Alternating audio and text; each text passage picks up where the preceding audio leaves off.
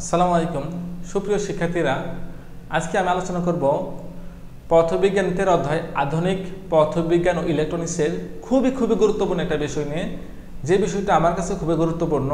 তো বিষয়টা হচ্ছে আলফা রশ্মি নির্গমন এবং বিটা রশ্মি নির্গমন। তো আলফা রশ্মি এবং বিটা রশ্মি নির্গমনে কিভাবে নিউক্লিয়াসে পরিবর্তন হয় সেই বিষয়ে আমরা জেনে নেব। এটা জানা তোমাদের, আমি মনে করি তোমাদের খুবই জরুরি। তো খেয়াল করো, আলফা রশ্মি নির্গমন, আসলে আলফা রশ্মিকে তুলনা করা হয় হিলিয়াম নিউক্লিয়াসের সাথে। আমরা জানি হিলিয়ামের পারমাণবিক সংখ্যা 2, অর্থাৎ প্রোটন সংখ্যা 2 আছে, ইলেকট্রন সংখ্যা 2। তো হিলিয়াম নিউক্লিয়াস থেকে যখন 2টা ইলেকট্রন চলে যায় তখন হিলিয়াম +2 এ পরিণত হয়।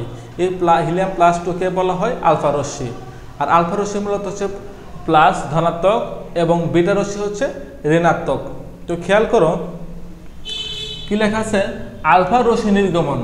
যদি আলফা কোনো তেজস্ক্রিয় মৌল, আমরা জানি কোন মৌলগুলো তেজস্ক্রিয় মৌল, যে সকল মৌল আলফা রশ্মি, বিটা রশ্মি এবং গামা রশ্মি নির্গমন করে সেই সকল মৌলকে বলা হয় তেজস্ক্রিয় মৌল। এই তেজস্ক্রিয় মৌল দেখো, যখন আলফা রশ্মি নির্গমন করে তখন প্রোটন সংখ্যা 2 হ্রাস পায় এবং ভর সংখ্যা 4 হ্রাস পায়। বিষয়টা খেয়াল করো। আবার বিটা রশ্মি নির্গমন যখন করবে তখন ভর সংখ্যা একই থাকে কিন্তু প্রোটন সংখ্যা 1 বৃদ্ধি পায়। বিষয়টা কিভাবে একটু খেয়াল করো। দেখো, ধরলাম X একটি মৌল, এই X মৌলের ভর সংখ্যা হচ্ছে A এবং প্রোটন সংখ্যা হচ্ছে Z। এখন এই মৌলটা যখন, এই X মৌলটি যখন আলফা রশ্মি নির্গমন করবে, তো আলফা রশ্মি বলতে হিলিয়াম নিউক্লিয়াস, অর্থাৎ 2টা প্রোটন এবং 4টা ভর। যখন আলফা রশ্মি নির্গমন করবে তখন এই মৌলটা, এই X মৌলটার ভর সংখ্যা 4 কমে যাবে এবং প্রোটন সংখ্যা 2 কমে যাবে। কেন? কারণ হিলিয়ামের প্রোটন সংখ্যা 2, এজন্য 2 হ্রাস পাবে, ভর সংখ্যা 4 এবং 4 হ্রাস পাবে। তাহলে নতুন যে মৌলটা পাবো, এই মৌলের ভর কত হবে? A-4। এই মৌলের প্রোটন সংখ্যা কত হবে?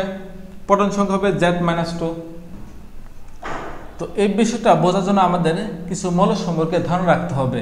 এই মৌলগুলো হচ্ছে, যেমন ধরো 92 পারমাণবিক সংখ্যা বিশিষ্ট মৌলটা হচ্ছে ইউরেনিয়াম 81, থেলিয়াম, পিবিতে বোঝায় লেড 82, বিসমাথ 83, পোলোনিয়াম 84, অ্যাস্টাটাইন হচ্ছে 85, রেডন 86, রেডিয়াম 88, থোরিয়াম 90, প্রোটেক্টিনিয়াম হচ্ছে 91। এই মৌলগুলো আমাদের জানতে হবে। তো খেয়াল করো, এখানে কি বলছিলাম যে নিউক্লিয়াসের পরিবর্তন, আর এ দ্বারা কি বোঝায় দেখো তো, রেডিয়ামের পারমাণবিক সংখ্যা কত? 88। তো এটা যখন আলফা রশ্মি নির্গমন করবে তখন তার প্রোটন সংখ্যা 2 কমে যাবে। তো প্রোটন সংখ্যা 88 থেকে 2 কমে গেলে কত হবে? 86। তাহলে 86 মৌলটা কি? রেডন, এবং ভর সংখ্যা 226 আছে, তো ভর সংখ্যা 4 হ্রাস পাবে, কত হবে? 222। আই হোপ তোমরা বুঝতে পারছো। একইভাবে দেখো, রেডন পারমাণবিক সংখ্যা হচ্ছে 86। এখন এটার জন্য আলফা রশ্মি নির্গমন করবে তখন যে নতুন নিউক্লিয়াস উৎপন্ন হবে তার প্রোটন সংখ্যা হবে 86-2, 84, এবং ভর হবে 222-4, 218। একইভাবে দেখো, পোলোনিয়াম 84, এটাও যখন আলফা রশ্মি নির্গমন করবে তখন 84 থেকে 2 বিয়োগ হবে 82, লেট, এবং ভর 218 থেকে 4 আসবে, হবে 214।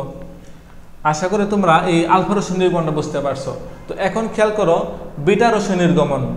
তো কি বলছি, ভর সংখ্যা একই থাকে কিন্তু প্রোটন সংখ্যা 1 বৃদ্ধি পায়। কিভাবে? ধরো X একটি মৌল যার প্রোটন সংখ্যা হচ্ছে Z বা পারমাণবিক সংখ্যা Z এবং ভর সংখ্যা হচ্ছে A।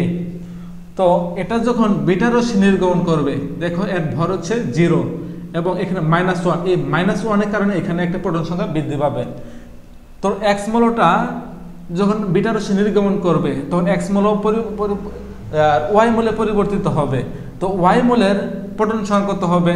X মৌলের যা ছিল তার থেকে 1 বেশি, তাহলে Z+1 এবং ভর সংখ্যা একই থাকবে। তো খেয়াল করো, পোলোনিয়াম পারমাণবিক সংখ্যা হচ্ছে 84।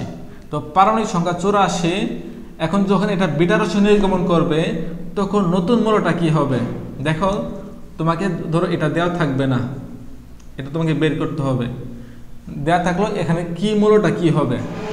তাই খেয়াল করো, পোলোনিয়ামের পারমাণবিক সংখ্যা 84। তো আমরা জানি যখন বিটা রশ্মি নির্গমন করে তখন প্রোটন সংখ্যা 1 বৃদ্ধি পায়। প্রোটন সংখ্যা 1 বৃদ্ধি পেলে কি হবে? 85, এবং ভর সংখ্যা কিন্তু একই থাকবে। তাহলে মৌলটা কি? দেখো 85 পারমাণবিক সংশ্লিষ্ট মৌলটা হচ্ছে অ্যাস্টাটাইন, এই মৌলটা হবে অ্যাস্টাটাইন। একইভাবে দেখো থোরিয়াম পারমাণবিক সংখ্যা 90, ধর এটা দেওয়া থাকবে না, বলবে যে এখানে কত হবে যদি বিটা রশ্মি নির্গমন করে। এখন বিটা রশ্মি যদি নির্গমন করে তাহলে খেয়াল করো 90 এখানে হবে 91 এবং ভর যা আছে তাই থাকবে। তাহলে 91 বিশিষ্ট মৌলটা কি? প্রোটেক্টেনিয়াম। তো 91 পারমাণবিক সংশ্লিষ্ট মৌলটা হচ্ছে প্রোটেক্টেনিয়াম। তারপরে দেখো থেলিয়াম 81, এটা কিসে পরিণত হবে? 82 কি লেড। এই তো এটা হচ্ছে আলফা রশ্মি এবং বিটা রশ্মির নির্গমন